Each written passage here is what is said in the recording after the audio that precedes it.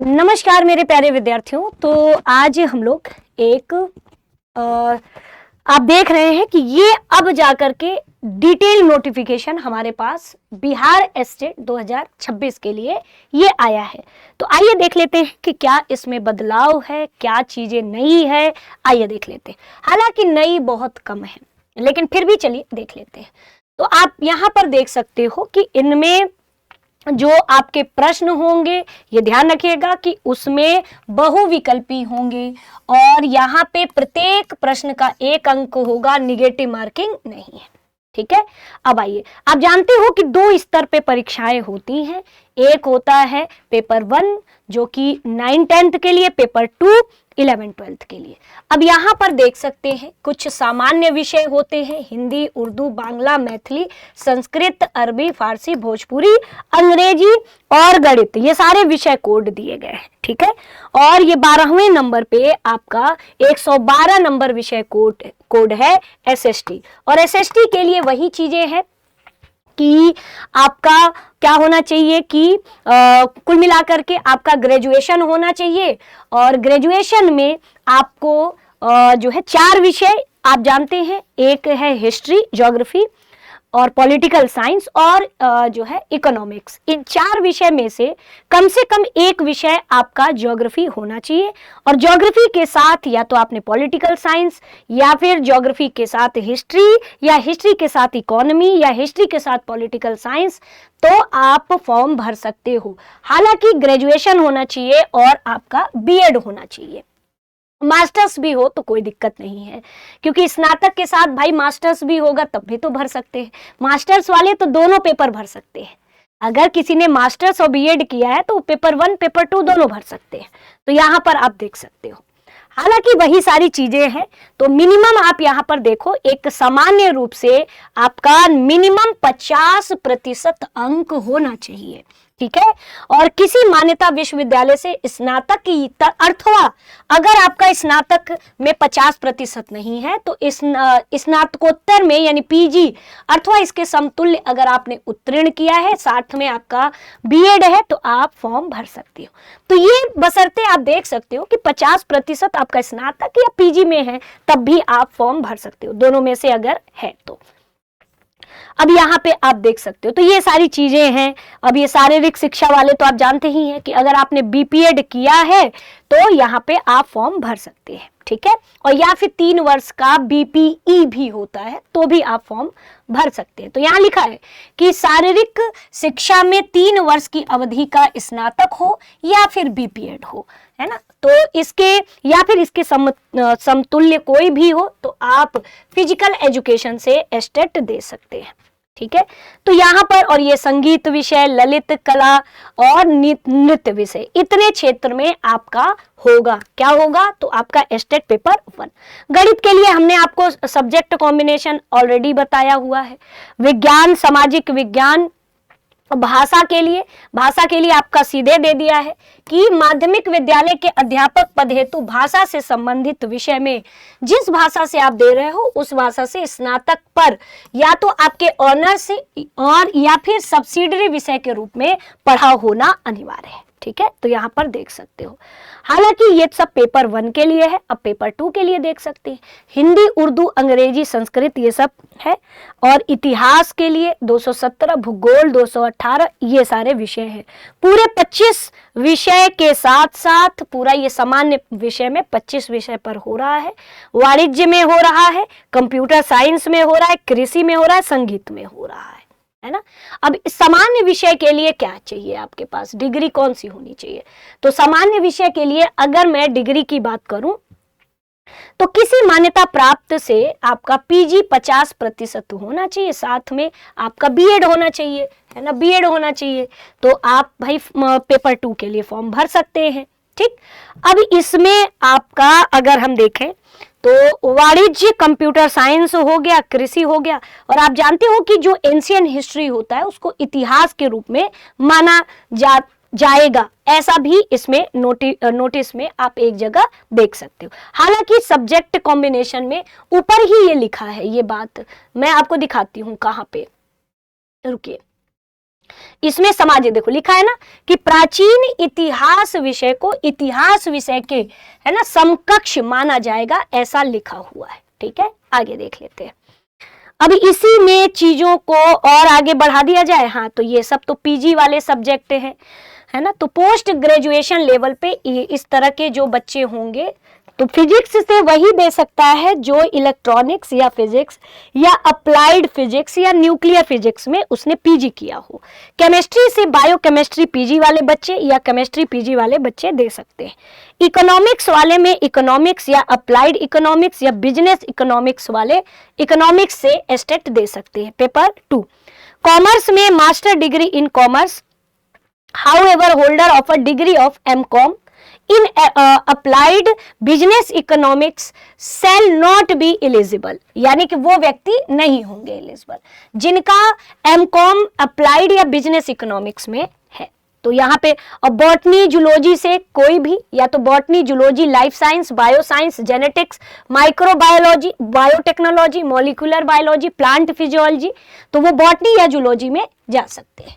Maths वाले में mathematics से आपका एमएससी या अप्लाइड मैथमेटिक्स अगर आपने किया है तो इन दोनों में से किसी में पीजी आपने किया है तो आप भर सकते हैं।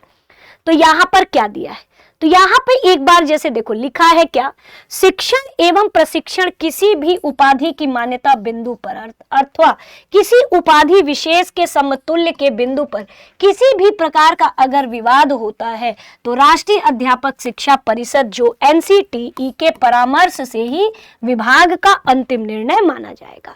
तो आप यहाँ पर देख सकते हैं। तो चलिए, अब लिखा है कि वाणिज्य संकाय के लिए पेपर 2 के अंतर्गत विषय वाणिज्य की परीक्षा ली जाएगी। पेपर 2 में वाणिज्य आप देख सकते हो।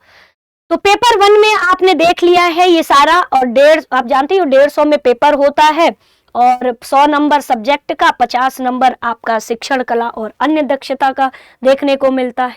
और अब आते हैं हमारे पास बाकी इसमें आयु सीमा आप देख सकते हो कि अनारक्षित पुरुष में 37 वर्ष है, अनारक्षित महिला का 40 वर्ष, और ये कब से आपको उम्र निकालना है, 1 अगस्त 2026 तक से आपको उम्र आपको देखने को, है ना, मतलब आप निकाल सकते हो।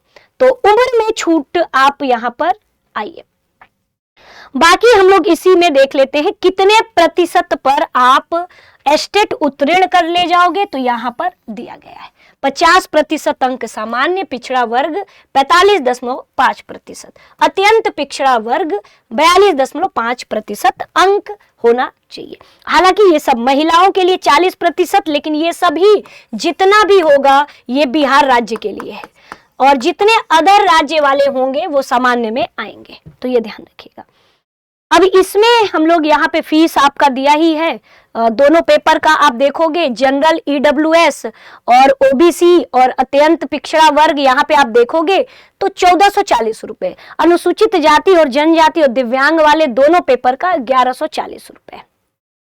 नॉर्मलाइजेशन होगा, ये ध्यान रखिएगा, यहाँ पूरी तरीके से नॉर्मलाइजेशन के बारे में है, और ये ऑनलाइन पेपर होगा, कंप्यूटर वगैरह अच्छे से चलाना सीख लीजिए, है ना। और ये अवधि 150 मिनट यानी 2.5 घंटे का पेपर होगा, और अंतिम तिथि 31 अगस्त तक आपका जो है फॉर्म जो है स्वीकार किया जाएगा। और वेबसाइट आप देख लो, इसी वेबसाइट पे आपको फॉर्म भरना है, estateregistration.cbrt.co.in, इसी पर जा करके आपको ऑनलाइन करना है।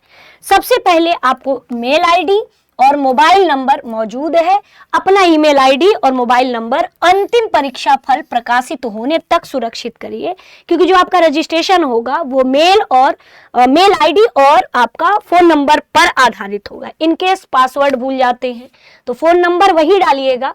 अगर आप लोग इतना बदलते रहते होगे नंबर तो ध्यान रखिएगा अपने माता पिता का नंबर दे दीजिएगा।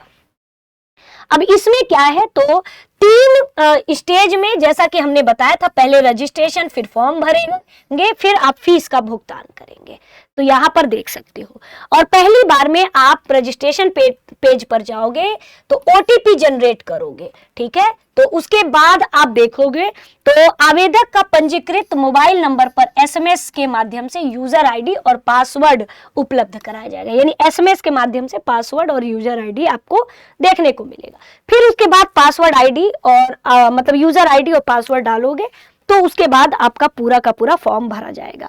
और फोटो आप देख सकते हो यहाँ दिया है परीक्षा, और ये ध्यान रखिएगा कि काला चश्मा और इस तरह के फोटो आपको नहीं पहनना है, हल्के रंग का पीछे का बैकग्राउंड होना चाहिए, है ना। तो यहाँ पे देख लीजिएगा प्रमाण पत्र में आप अभी नोट कर लीजिएगा हाई स्कूल, इंटर और स्नातक और पीजी। अगर आपको पेपर 2 भरना है तो पीजी वाला तो भरना ही पड़ेगा, बीएड और यहाँ ध्यान रखिएगा सक्षम प्राधिकार द्वारा निर्गत आपका निवास प्रमाण पत्र होना चाहिए। अनुसूचित जाति और जनजाति उम्मीदवारों के लिए जो कास्ट सर्टिफिकेट लगाओगे वो सक्षम प्राधिकार द्वारा निर्गत जाति प्रमाण पत्र होना चाहिए, ये ध्यान रखिएगा। तो इतने डॉक्यूमेंट अभी स्कैन करके पीडीएफ बना लीजिए, फिर प्रीव्यू पर जाओगे, फिर उसके बाद सेव करके सीधे सबमिट कर देना, बस आपका फॉर्म भर जाएगा। मेरे हिसाब से और कुछ तो वैसा नया नहीं है, है ना। अब जैसे देखो ये इस परीक्षा में ध्यान रखिएगा सब्जेक्ट बहुत सावधानी से भरिएगा, बाद में रोइएगा नहीं। अक्सर करके बाद में बच्चे रोते हैं कि मैम मुझे इसमें भरना था लेकिन हमने ये भर दिया। भले 2 दिन लेट भरो लेकिन अपना कागज पे एक एक चीज लिख लो, बाद में अगर गलती किए तो चेंज नहीं होगा, ये ध्यान रखिएगा। तो इस परीक्षा हेतु ऑनलाइन माध्यम से देखो कुछ ही चीजें है ना चेंज होने की संभावना रहती है, हालांकि बहुत बाद में बच्चे रोते हैं। तो इस परीक्षा हेतु ऑनलाइन माध्यम से आवेदन करने के इच्छुक पात्र अभ्यर्थी को परामर्श दिया जाता है कि ऑनलाइन आवेदन पत्र भरने के क्रम में अपने सभी विवरण को पूर्णतः सही भरा जाना सुरक्षित करेंगे। अब देखो आगे, अभ्यर्थी द्वारा ऑनलाइन माध्यम से भरे गए परीक्षा आवेदन पत्र में दिए गए विवरण के आधार पर प्रवेश पत्र निर्गत किया जाएगा। मूल प्रवेश पत्र निर्गत होने के उपरांत किसी भी विवरण में कोई संशोधन मान्य नहीं होगा, इसीलिए हम आपको बता रहे हैं। तो यहां पर देख लीजिएगा उक्त परीक्षा के ऑनलाइन परीक्षा आवेदन पत्र के साथ संलग्न अभिलिखित विज्ञप्ति में अंकित जितने भी योग्यता है अगर आपने पूर्ण नहीं करते हैं तो उसका अभ्यर्थित्व या परीक्षा फल किसी भी स्तर पर निरस्त किया जाएगा। कभी कभी कुछ बच्चे जो डॉक्यूमेंट डालते हैं उसके अनुरूप फॉर्म नहीं भरते हैं तो ऐसे लोगों का निरस्त हो जाता है, रिजल्ट ही जारी नहीं होता है। ऑनलाइन आवेदन के क्रम में वांछित विवरणों को सही भरिए। किसी भी स्तर पे अगर आपने गलती किया तो अभ्यर्थी स्वयं दोषी होंगे, उनका अभ्यर्थित्व एवं परीक्षा फल किसी भी स्तर पर निरस्त किया जा सकता है। तो इसीलिए इतना क्यों ही वो करना है बच्चों, गलती भरना ही क्यों है। अंतिम रूप से ऑनलाइन परीक्षा आवेदन पत्र जमा करने के उपरांत माध्यमिक शिक्षा पात्रता परीक्षा में किसी प्रकार की त्रुटि में सुधार का दावा मान्य नहीं होगा। बाद में आप चिल्लाओगे तो ये इनकी मर्जी है कि ये सुधार के लिए समय देंगे नहीं देंगे क्या पता, लेकिन इन्होंने पहले ही लिख दिया है तो आप दावा नहीं कर सकते। इसीलिए अपना आवेदन पत्र बहुत सावधानी से भरिए। अपूर्ण या त्रुटिपूर्ण या निर्धारित प्रक्रिया के तहत परीक्षा शुल्क की राशि नहीं जमा होने की स्थिति में आपका कभी भी परीक्षा आवेदन पत्र अस्वीकार कर दिया जाएगा। तो ये ध्यान रखिएगा। तो ये महत्वपूर्ण चीजें हैं। तो मेरा मतलब यही है कि आप गलती मत भरिएगा, ये ध्यान रखिएगा। और ध्यान रखिएगा बीपीएससी टीआरई 4 में सम्मिलित कौन होगा। तो जो इस बार 9-10 ध्यान रखिएगा, इस बार जो भी बच्चा एस्टेट का फॉर्म भरेगा, ये मान के चलिए कि इस दौरान टीआरई 4 का जब तक आपका रिजल्ट नहीं आता, अगर उस दौरान भी टीआरई 4 का एप्लीकेशन फॉर्म आएगा तो आप लोग क्या करोगे, आप लोग एक तरीके से जो है अपियरिंग में जाओगे। और अपियरिंग में जब जाओगे तो ये ध्यान रखिएगा, लेकिन परीक्षा जब तक टीआरई 4 आएगा तब तक आपका रिजल्ट जारी कर दिया जाएगा। और ऐसा आपने देखा कि एग्जाम कैलेंडर जारी हो गया, पहली बार एग्जाम कैलेंडर जारी ऐसा हुआ है जिसमें एग्जाम डेट का कहीं अता पता नहीं है।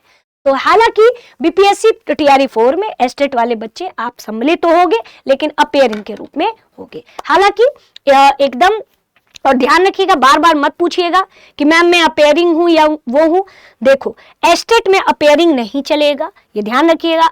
अंतिम जिस दिन आपकी डेट रहेगी एस्टेट का, उस अंतिम तारीख तक अगर आपकी डिग्री कंप्लीट है तभी आप पात्र हैं, अपेयरिंग में होंगे। जैसे कुछ बच्चे बीएड अपेयरिंग में हैं, तो ऐसे लोग पात्र नहीं होंगे। जिस तारीख तक एस्टेट आपका, फॉर्म की लास्ट डेट 31 अगस्त है, अगर आपकी डिग्री उतनी तारीख तक कंप्लीट हो जाती है तभी आप फॉर्म भर सकते हैं। मन में अगर कोई संशय हो तो आप कमेंट करके जरूर पूछ लीजिएगा।